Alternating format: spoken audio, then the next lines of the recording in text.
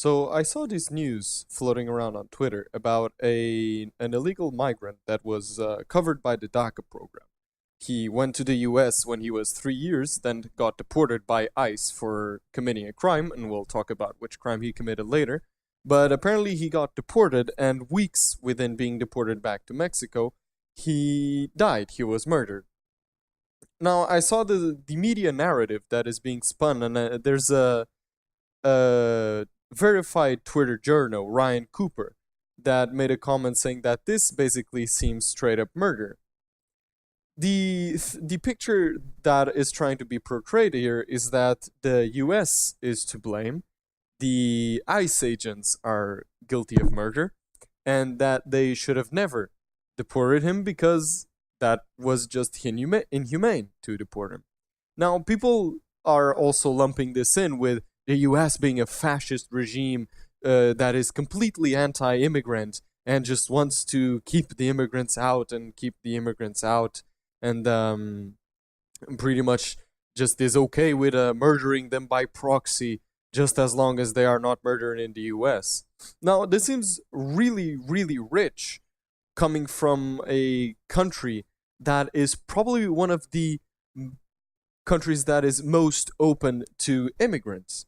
There is no such a thing, there's no such concept as an anchor baby anywhere else outside of the US. If you are born on US soil, you are a US citizen. That's just how it works. That is not how it works in any other country in the world. Even in the EU, people try to look at the EU saying how inclusive they are to migrants, how good they are to migrants, but it is a lie, legally speaking. The EU ignores a lot of its laws to be friendly to migrants.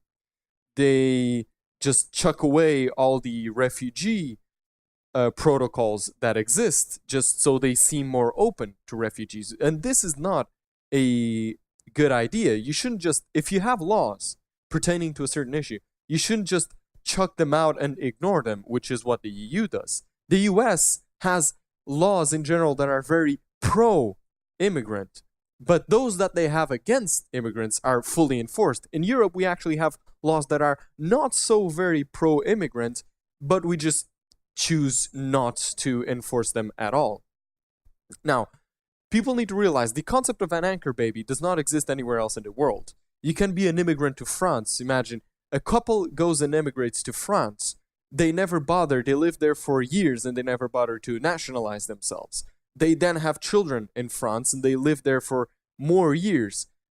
They are never French citizens. Of course, the more years they live there, the easier it is to nationalize themselves. But they will never be considered French citizens, even if the kid has lived there for 10. I think if he lives there for all of his childhood life, he has a really easy job becoming a French national.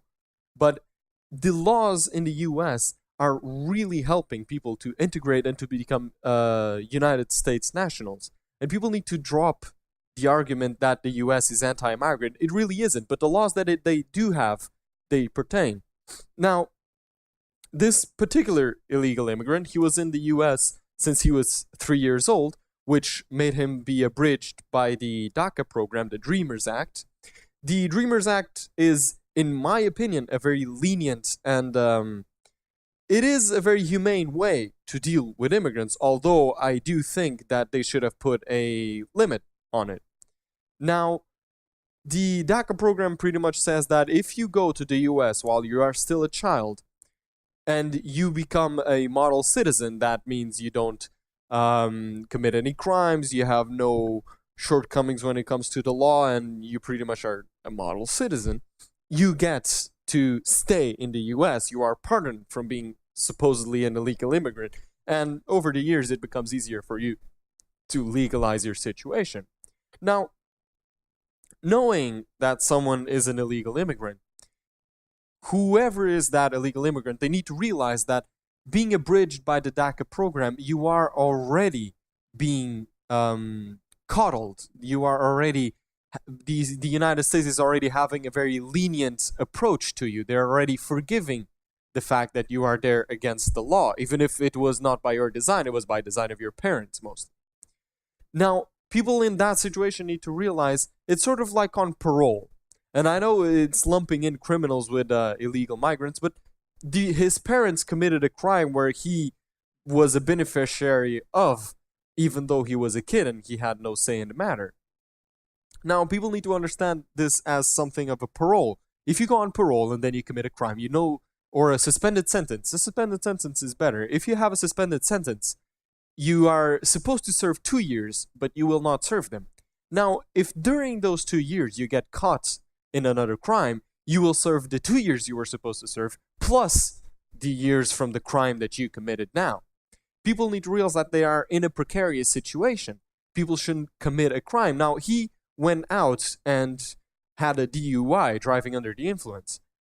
What this ends up meaning is that it's not a victimless crime. It was victimless in this situation, but he is putting himself and possibly others in danger.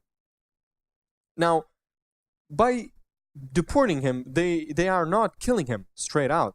They are putting him in the country where he was supposed to be after he committed a crime. People can't force or blame ISIS or the United States to take care of citizens that are under a particular program that says, well, you commit a crime, you go back. If you go back and you die, it's none of our fault. It's the Mexican government's fault. And it's not even the Mexican government's fault. It's the fault of whoever killed him. It's the fault of the murderers itself. Now, people are still spinning the lie that ICE murdered him, that America is anti-immigrant. It's not true. People really need to realize this. And until people realize this, there is no compromise that can be made on immigration. Because right now, in the United States, the left and the right and the Trump MAGA populists are so divided on this issue. They have such different worldviews, like how everything works. It's like they're living on different paradigms, different political paradigms. While they have this disconnect between them, there is no possible solution that can be reached. Because on one hand, people on the MAGA Trump populist side see that, well, we need to build a wall to safeguard our borders. On the other hand, people on the left see that deporting someone who has committed a crime is tantamount to murder.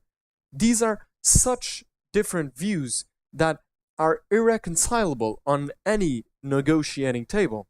And doesn't this say a lot about the leftists that say that being deported to Mexico is pretty much murder?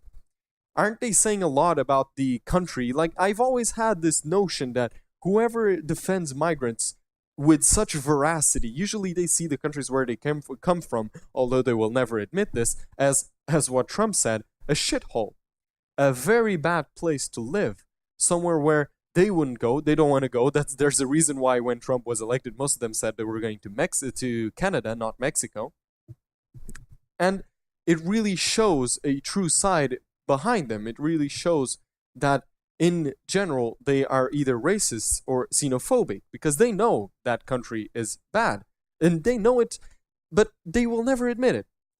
Trump MAGA populists admit it. They say, well, Mexico is bad. We want people to come here legally and if necessary. But those who come illegally or even legally but commit crimes, they should go back. It is their country after all.